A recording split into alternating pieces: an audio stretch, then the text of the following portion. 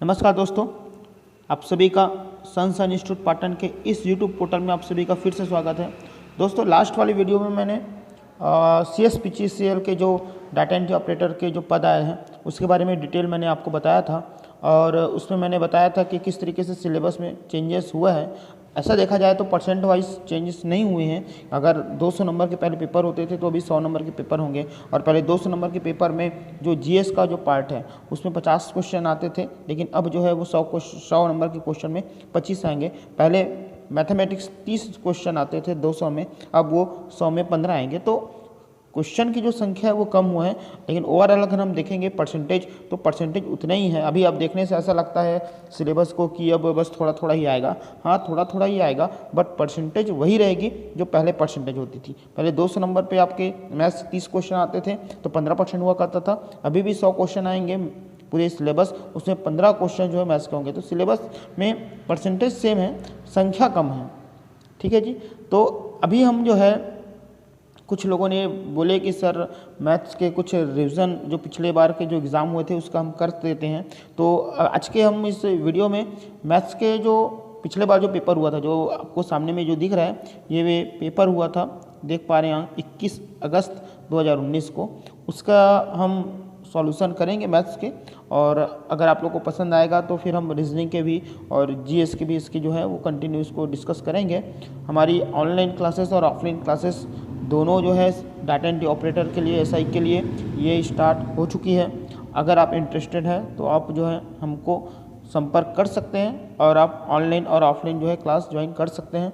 ठीक है, चलते हैं। पिछले जो डाटा एंट्री ऑपरेटर के जो पोस्ट आई थी उसमें क्लास से 4 लोग का जो एग्ज़ाम है ना, जो पेपर है वो निकला हुआ था, बट फाइनली जो सिलेक्शन हुआ था वो 2 लोगों का हुआ था। लास्ट में फाइनल सिलेक्शन स्किल टेस्ट के बाद वो 2 लोगों का फाइनल सिलेक्शन हुआ था। तो आप जो है अगर आपको अच्छा लगता है तो आप ज्वाइन भी कर सकते हैं ऑनलाइन क्लास और ऑफलाइन क्लास। हम लोग जो है मैथमेटिक्स के आज क्वेश्चंस देखेंगे पिछले बार जो एग्ज़ाम हुआ था उसके अंतर्गत। अगर आप लोग को पसंद आएगा तो फिर हम रीजनिंग के भी कर लेंगे और हम GS के भी पोर्शन को हम लोग देख लेंगे। ठीक है जी, देखते हैं दोस्तों। मैथ्स के पहले नंबर का क्वेश्चन में मैथ्स का पहला नंबर क्वेश्चन दिया है 4 से ही 2/3 गुना 6 से ही 1/3 प्लस 3 से ही 1/3 का मान क्या होगा। तो देख पा रहे होंगे ये सही बटे वाला प्रश्न है। सही बटे वाले प्रश्न में हमको बनाना कैसे होता है, सही बटे वाले प्रश्न में 3 का गुना, यहाँ पे आप देख पा रहे होंगे 3 का गुना 4 से करते हैं और उसके बाद जो आता है उसमें 2 को जोड़ देंगे। 3 का गुना 6 से करेंगे, जो आएगा उसमें 1 जोड़ देंगे।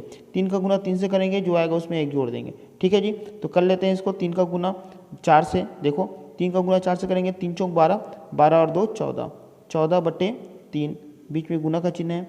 3 छक्के 18, 18 और 1 19/3, फिर बीच में क्या है प्लस, 3 तिया 9, 9 और 1 10/3। तो ये तो बात सबको समझ में आ गया। अब आपको पता होगा, आपने पढ़ा होगा गणित, आपने थोड़ा बहुत पढ़ा होगा तो बॉडमॉस के नियम आपने सुना होगा। बॉडमॉस के नियम के अकॉर्डिंग क्या होता है कि पहले ब्रैकेट को सॉल्व करना होता है। ब्रैकेट आपको पहले देखना है, फिर ऑफ देखना है। तो यहाँ पे कहीं भी कोष्टक लिखा नहीं है, कहीं भी का करके नहीं लिखा है। फिर क्या करेंगे हम, डिवीजन करेंगे। तो यहाँ पे डिवाइड भी है नहीं, भागित है नहीं, मल्टीप्लिकेशन है तो मल्टीप्लिकेशन कर लेंगे। तो 19 का गुना 14 से करेंगे दोस्तों, तो 19 चौक 76 का 6, हासिल 7, 19 कम 19, 19 और 7 26/3 तिया हो जाएगा 9 प्लस 10/3। यहाँ तक तो समझ में आ गया। अब आपके पास कोई ऑप्शन बचे ही नहीं, आपके पास सिर्फ प्लस ही का ऑप्शन है, तो आप प्लस ही करेंगे। तो 9 और 3 का दोस्तों लघुत्तम आ जाएगा 9, जगह नहीं है यहाँ पे, मैं नीचे लिख रहा हूँ। 9 और 3 का लघुत्तम आ जाएगा 9, 9 से 9 को भाग देंगे तो एक बार में, और ऊपर में 266 है, प्लस इस 3 से इस 9 को भाग करेंगे तो 3 बार में जाएगा। 3 से 9 को भाग करेंगे 3 बार में जाएगा। 3 गुना 10 है तो 10 तिया 30, तो 266 प्लस 30/9। आपको पता होना चाहिए 266 प्लस 30 होता है 296, 266 प्लस 30 296 और बटे 9। तो ऑप्शन नंबर C इसका सही आंसर है। ठीक है जी, बढ़ते हैं अगले क्वेश्चन की ओर। क्वेश्चन नंबर 2 लिखा हुआ है, यदि एक घन के प्रत्येक फलक का क्षेत्रफल 64 वर्ग सेंटीमीटर है तो घन का आयतन क्या होगा। सबसे पहली बात बता देते हैं कि घन जो होता है उनका जो 6 फलक होते हैं, उनके सभी फलक का जो फलक है वो लगभग क्या पूरा सेम होता है ना, और एक वर्ग के रूप में होता है। देखो दोस्तों, ये देखो एक वर्ग के रूप में है जिनकी लंबाई चौड़ाई जो है बराबर होती है। तो इसमें एक फलक की बात कर रही है, एक फलक 64 वर्ग सेंटीमीटर है। फलक के अगर हम भुजा A मानते हैं तो क्षेत्रफल, चूँकि एक फलक जो है वो एक वर्ग के रूप में होता है, घन का प्रत्येक फलक जो है वर्ग के रूप में होता है, और वर्ग का क्षेत्रफल A² होता है, भुजा गुना भुजा होता है। ये आपको दे दिया है 64। तो यहाँ से आपका a बराबर हो जाएगा वर्गमूल 64 मेरे दोस्तों, a बराबर हो जाएगा 8, मतलब घन का प्रत्येक भुजांक हो जाएगा 8। आपको पूछा है घन का आयतन, घन का आयतन इन द सेंस आयतन लेना है जिसमें लंबाई भी होना चाहिए, चौड़ाई भी होना चाहिए और ऊंचाई भी होना चाहिए, मतलब a क्यूब, और a क्यूब मतलब भैया 8 का क्यूब, a क्यूब मतलब 8 का क्यूब, और 8 का क्यूब मेरे दोस्तों 512। तो आंसर क्या आ जाएगा, तीसरा ऑप्शन इसका सही हो जाएगा। ठीक है, बढ़ते हैं अगले क्वेश्चन की ओर।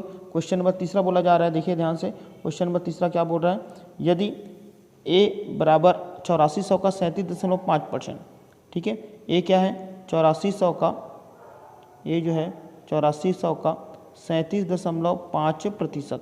दोस्तों प्रतिशत ये लिखा हुआ है, आप इसको सॉल्व करेंगे तो ये आपको मिल जाएगा 8400 गुना 37.5 को क्या लिख सकते हो आप 375/10, 37.5 को क्या लिख सकते हो 375/100 10, और परसेंट यहाँ पर जो परसेंट दिया है उसके बदले क्या लिख सकते हैं 100, उसके बाद क्या लिख सकते हैं 100।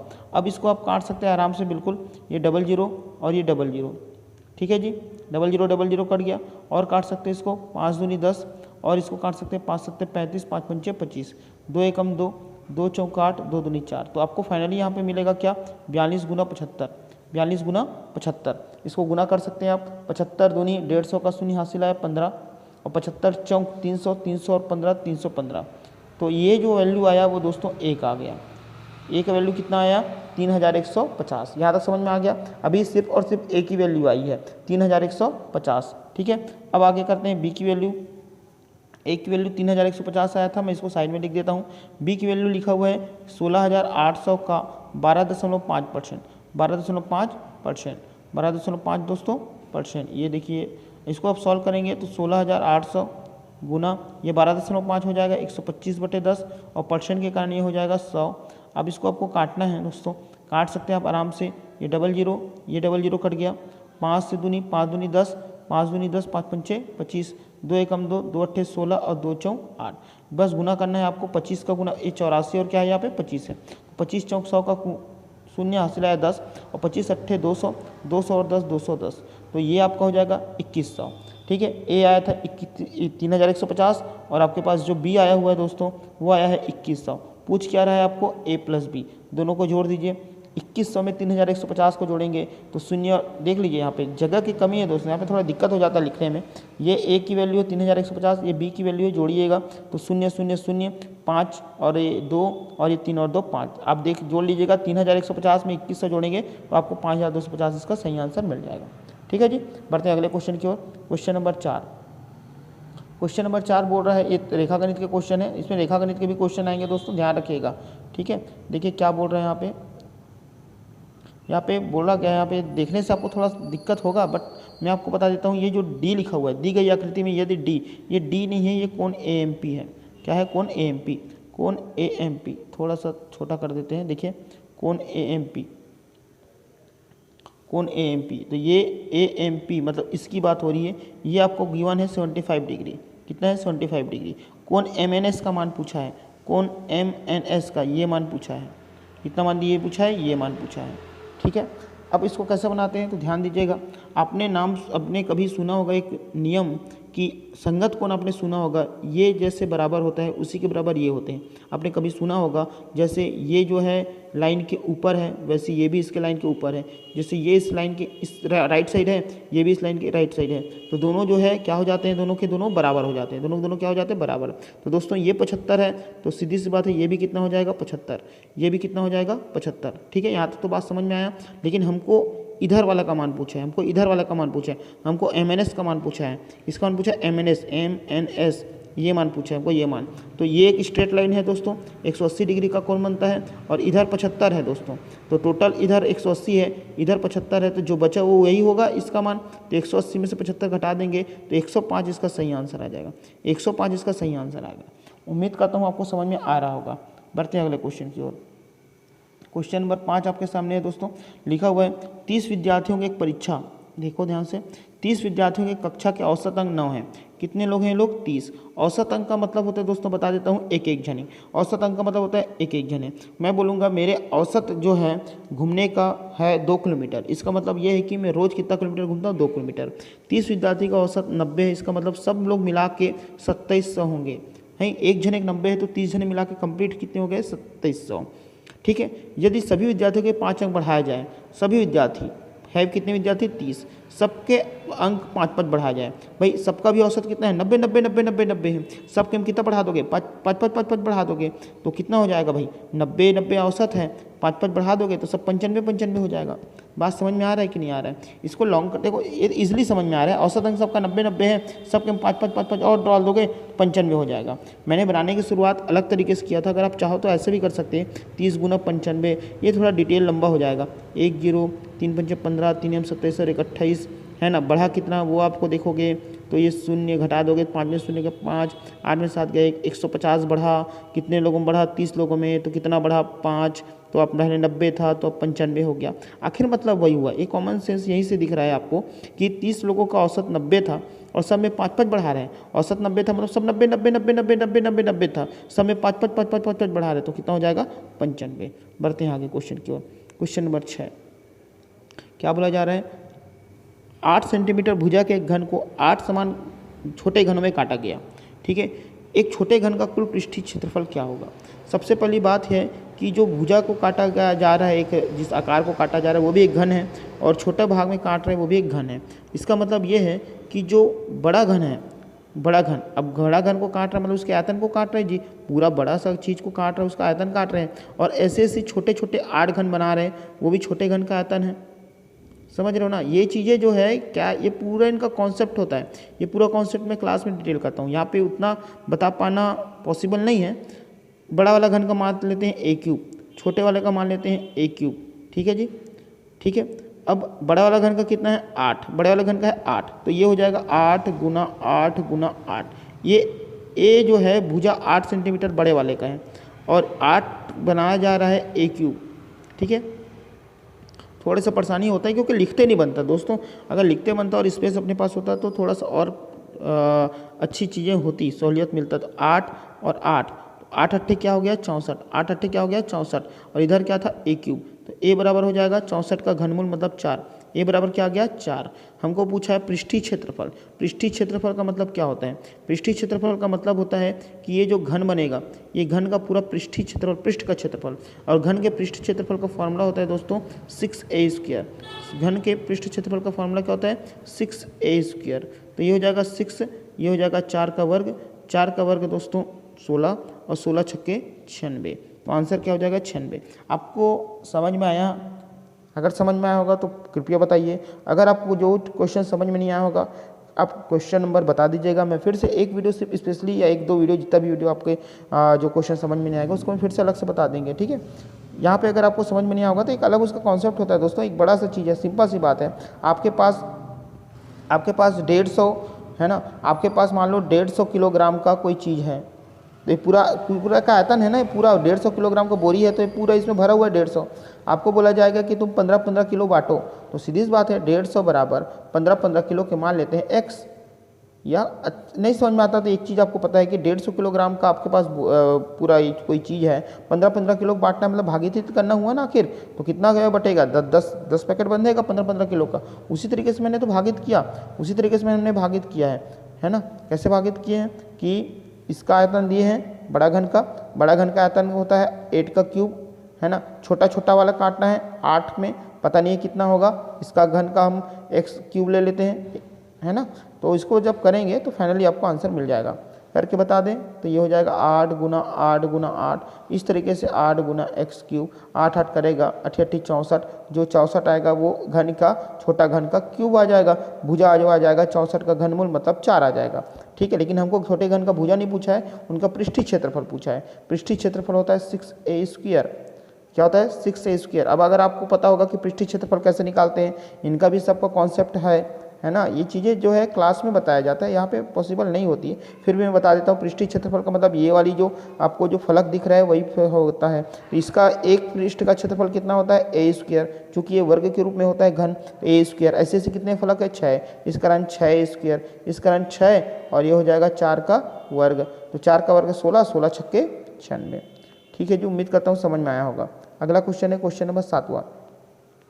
क्या लिखा है, दो संख्याओं का महत्तम और लघुत्तम क्रमशः 8 एवं 24 है, एक संख्या 12 है, तो दूसरी संख्या क्या होगी। व्यापम में भी कई बार पूछा गया है। इसका एक बढ़िया सा एक फॉर्मूला होता है, पहली संख्या गुना दूसरी संख्या बराबर लघुत्तम गुना महत्तम। ये एक फार्मूला होता है, बड़ा इजी फार्मूला है, ये याद रख लीजिएगा क्योंकि बहुत बार एग्जाम में आया हुआ है। ये पहली संख्या आपको प्रश्न में दिया हुआ है 12, दूसरी संख्या आपको निकालने बोल रहे हैं, लघुत्तम आपके पास है 24 है ना, महत्तम आपके पास है 8, 12 कम 12, 12 दूनी 24, दूसरी संख्या जो हो जाएगी वो हो जाएगी 8 दूनी 24, सॉरी 8 दूनी 16, सॉरी 8 दूनी 16। तो इस क्वेश्चन का जो आंसर हो जाएगी दूसरी संख्या हो जाएगी 16। उम्मीद करता हूँ आपको समझ में आया होगा, पहली संख्या गुनी दूसरी संख्या ये आपको लेना है। बढ़ते हैं अगले क्वेश्चन की ओर। क्वेश्चन नंबर 8 लिख रहे हैं, जब 5 से बड़ी अभाज्य संख्या 6 से विभाजित होती है तो शेषफल क्या होता है। सबसे पहले ये अभाज्य संख्या क्या होती है वो आपको नॉलेज में होनी चाहिए। प्राइम नंबर अभाज्य संख्या किसको बोलते हैं। तो अभाज्य संख्या में क्या होती है कि वे संख्याएं जो सिर्फ और सिर्फ खुद से भाग जाए और 1 से भाग जाए, मतलब जिनके 2 गुणनखंड निकले वही अभाज्य संख्या होती है। ठीक है, कुछ कई बार प्रश्न ये भी पूछा जा चुका है कि सबसे छोटी अभाज्य संख्या क्या है। बहुते लोगों के दिमाग में 1 होता है, बहुते लोगों के दिमाग में 3 होता है कि सबसे छोटी अभाज्य संख्या 1 हो, या कुछ लोग बोलते हैं 3 हो। तो जी नहीं, दोनों नहीं होगा। कारण क्यों, 1 को आप देखोगे तो 1 सिर्फ 1 से जाएगा, ठीक है ये तो पॉसिबल है, लेकिन इसके 2 गुणनखंड होने चाहिए, तो ये गलत हो जाएगा।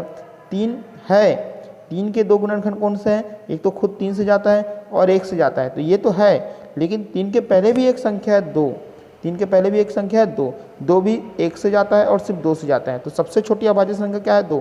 ये प्रश्न कई बार आया हुआ है कि सबसे छोटी अभाज्य संख्या क्या है 2। बाकी यही एक सम संख्या है जो कि अभाज्य संख्या है। बाकी देखोगे तो 4, 6, 8, 10 ये जितनी भी सम संख्या है अभाज्य कहाँ है, ये सब तो 2 से चला जाता है, तो सबसे छोटी अभाज्य संख्या क्या है 2। ठीक है जी। अब बोल रहे हैं कि 5 से बड़ी अभाज्य संख्या, आपको पता होगा अभाज्य संख्या देखेंगे तो 2, 3, 5, 7, ध्यान रखिएगा 9 अभाज्य संख्या नहीं है, 9 3 से चला जाता है, 11, 13, 15 नहीं है, 17। ठीक है, तो आपको उतना लंबा नहीं जाना है, आपको नॉर्मली इस प्रश्न पूछा है कि 5 से बड़ी अभाज्य संख्या 6 से विभाजित होती है। 5 से बड़ी मतलब इससे तो मतलब है नहीं, अब इसको 6 से भाग दो, तो 6 से भाग देंगे तो 6 कम 6 बचेगा कितना 1, 11 को 6 से भाग करो, 6 कम 6 बचेगा कितना 5, 13 को 6 से भाग करो, 6 दूनी 12 बचेगा कितना 1, 17 को 6 से भाग करो, 6 दूनी 12 बचेगा कितना 5। मतलब आप देख पा रहे होंगे जितनी भी 5 से बड़ी अभाज्य संख्या है 6 से भाग दोगे तो आपको क्या मिलने वाला है मेरे दोस्तों, 1 या 5। तो इस क्वेश्चन का आंसर आ जाएगा 1 या 5। बढ़ते हैं आगे क्वेश्चन की ओर। क्वेश्चन नंबर 9 क्या लिखा है। आज क्वेश्चन सिर्फ 10 ही क्वेश्चन करेंगे। अगर आप लोगों को लगता है कि आगे के भी क्वेश्चंस करना है तो आप लोग कमेंट करके बताइएगा, लाइक करिएगा, शेयर करिएगा। और ऑनलाइन और ऑफलाइन दोनों क्लासेस बिल्कुल चल रही है, आप जरूर ज्वाइन हो सकते हैं, फीस बहुत कम है, आप कांटेक्ट कर लीजिएगा। क्वेश्चन नंबर 9 पूछा गया है, एक वस्तु का क्रय मूल्य विक्रय मूल्य से 37.5% कम है। मैं क्रय मूल्य को सीपी से डिनोट करता हूँ कॉस्ट प्राइस, और विक्रय मूल्य को मैं एसपी सेलिंग प्राइस से डिनोट करता हूँ। तो क्या बोला जा रहा है, क्रय मूल्य जो है वो विक्रय मूल्य से कितना % कम है, 37.5% कम है। कितना % कम है मेरे दोस्तों, 37.5% कम है। 37.5% कम है, इसका मतलब ये है कि जो क्रय मूल्य जो है वो विक्रय मूल्य से 37.5% कम है। ठीक है, यहाँ तक कोई दिक्कत यहाँ पे नहीं होना चाहिए। तो जो क्रय मूल्य जो है वो विक्रय मूल्य का कितना है जी, आप घटा देंगे तो 5 मिलेगा, 9 में से 7 गया 2, 9 में से 3 गया 6, 62.5, कितना 62.5। ठीक है जी, क्रय मूल्य जो है विक्रय मूल्य का कितना है 62.5% है। ठीक है, ठीक है ना, यहाँ तक 62.5% है। ठीक, अब आपको पूछा जा रहा है कि लाभ प्रतिशत क्या है। मैं इसको हटा के मैं फिर से लिख देता हूँ, देखो ध्यान से। क्रय मूल्य विक्रय मूल्य से कितना कम है, 37.5। मान लेते हैं विक्रय मूल्य कितना है, मान लेते हैं विक्रय मूल्य कितना है 100, मान लेते हैं विक्रय मूल्य कितना है 100, क्रय मूल्य 37.5% कम है, मतलब कितना है 62.5 है। लाभ प्रतिशत दिख रहा है, लाभ ही होगा भाई, खरीदना, क्रय मूल्य का मतलब क्या होता है खरीदना, खरीद के लाए 62.5 में, बेच रहा है 100 में, लाभ होगा। लाभ कितने का होगा तो घटा दीजिएगा, 37.5%, 37.5 का ही लाभ होगा। लेकिन हमको लाभ नहीं पूछा है, हमको लाभ % पूछा है। कई लोग जो है इसको वही सोच लेते हैं कि 37.5 ही आंसर होगा। जी नहीं, आपका जो आंसर क्या होगा आपको पता होना चाहिए। लाभ % का एक सूत्र होता है, बहुत से लोग रटते हैं, रटने की जरूरत नहीं है यार। देखो ध्यान से देखिए, लाभ % पूछ रहा है, इसका मतलब ये है कि जरूर लाभ ही हो रहा होगा। भाई लाभ हो रहा है तभी तो लाभ % पूछ रहा है, हानि होगा तो थोड़ा ना कोई लाभ % पूछेगा। तो लाभ तो होगा ही होगा। साथ ही आपको पता होना चाहिए कि लाभ और हानि की जो गणना है वो किस आधार पर करते हैं, क्रय मूल्य के आधार पर। अगर क्रय मूल्य से ऊपर बेचे तो लाभ, क्रय से कम बेचे तो हानि, इस कारण हमेशा नीचे में क्या रहेगा, क्रय और परसेंट बनाने के लिए गुना 100। ये चीज़ें आप ध्यान रखेंगे तो हमेशा एक प्रश्न बनेंगे। ठीक है, तो लाभ परसेंट का एक फॉर्मूला होता है लाभ बटे क्रय गुना 100, लाभ बटे क्रय गुना 100, इसको रटने की जरूरत नहीं है। हानि परसेंट अगर यही पूछता तो आपको क्या लगते, यहाँ पे आप क्या लिख देते, हानि लिख देते। भाई हानि परसेंट पूछ रहा है मतलब क्या है, हानि हो रहा है तभी तो हानि परसेंट पूछ रहा है, और आधार क्या है, क्रय मूल्य से कम बेचेंगे तो हानि, क्रय मूल्य से ज़्यादा बेचेंगे तो लाभ, तो हानि बटे क्रय मूल्य गुना 100। अब इस प्रश्न को आप देखेंगे, अब सीधा इस प्रश्न में मैं मान रख देता हूँ, है ना, और उसके बाद फिर हम आंसर निकाल देते हैं। हमको जो प्रश्न पूछा जा रहा है वो ये पूछा जा रहा है कि लाभ परसेंट कितना होगा। हमको जो प्रश्न पूछा जा रहा है उसमें क्या पूछा जा रहा है कि लाभ परसेंट क्या होगा, और लाभ परसेंट आप देख पा रहे होंगे दोस्तों कि लाभ बटे, तो लाभ अपने पास है कितना 37/5, क्रय मूल्य कितना है 62.5, परसेंट बनाने के लिए गुना 100, बस इसको आपको काटना है। ठीक है, काटना है इसको, तो एक पॉइंट, ये एक पॉइंट कट गया, जो सबसे बड़ा दिक्कत करता है पॉइंट वो कट गया। 25 25 625, 25 चौक 100, 25 एकम 25, 25 एकम 25, बचेगा कितना 12, और 25 पंचे 125, 15 और ये 4, 15 चौक 60, तो आपका आंसर आ जाएगा 60%। ठीक है जी, समझ में आ रहा होगा। कुछ इसमें लिमिटेशन होती है, यूट्यूब पे बोलो चाहे यहाँ पे, एक्चुअल में क्या यहाँ पे हाथ से ही सब सारा चीज़ करना होता है, इस कारण जो है जो मैं लिख रहा हूँ वो भी आपको उतना क्लियर नहीं दिख रहा होगा। ठीक है, तो थोड़ा सा इसको समझिएगा, मेरी बातों आवाज़ से ही समझ सकते हैं आप। एक लास्ट क्वेश्चन हम लेते हैं आज का। क्या लिखा जा रहा है कि एक शहर की जनसंख्या में प्रत्येक वर्ष, है ना, हर साल 20% से वृद्धि होती है और वर्तमान जनसंख्या 13,000 है, तो एक वर्ष बाद जनसंख्या क्या होगी। सिंपल क्वेश्चन है, आपके पास अभी जनसंख्या 13,000 है, अगर वृद्धि नहीं होती तो 100%, और 100% मतलब 100% का मतलब बटे 100, 13,000, वृद्धि नहीं होती तो अपना 100% है। ठीक है, लेकिन बोल क्या रहा है कि इस 13,000 में हर साल 20% की वृद्धि होती है, तो इस बार क्या हो जाएगा 120% हो जाएगा। चूँकि हमको एक वर्ष पश्चात निकालना है तो एक ही बार करना है, 2%, अगर यही प्रश्न ये बोलता कि 2 वर्ष पश्चात तो फिर से 120% कर लेते, 3 वर्ष बाद बोलता है तो फिर से गुना 120% कर लेते। समझ आ रहा है ना, बस वही है, सिंपल है। आप इसको मिश्रधन के फॉर्मूला भी बना सकते हैं, मिश्रधन के फॉर्मूला से भी बनता है। तो 13,000 गुना ये हो जाएगा 120%, ये हो जाएगा 13,000 गुना 120/100। अब बस इसको काटना है, काटने फिर आपको आंसर मिल जाएगा, 00 और ये 00 कट गया। 13 गुना 12 करना है तो 12 तिया 36 का 6, हासिल है 3, 12 कम 12, 12 3 15। यहाँ का जो आप देखेंगे सिंगल जीरो बचा हुआ है और यहाँ का सिंगल जीरो बचा है, मतलब 15,600 उसका हो जाएगा आंसर।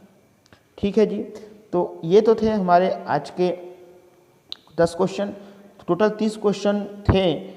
अगर आपको लगता है कि बाकी के भी मैथ्स के क्वेश्चन सॉल्व करना है, रीजनिंग का भी सॉल्व करना है, तो आप कमेंट करके ज़रूर बताइएगा। ठीक है, उसके आधार पर हम करेंगे। और ऑनलाइन और ऑफलाइन क्लासेस बिल्कुल पाटन में चल रही है, आप ऑनलाइन क्लास भी आप ज्वाइन कर सकते हो।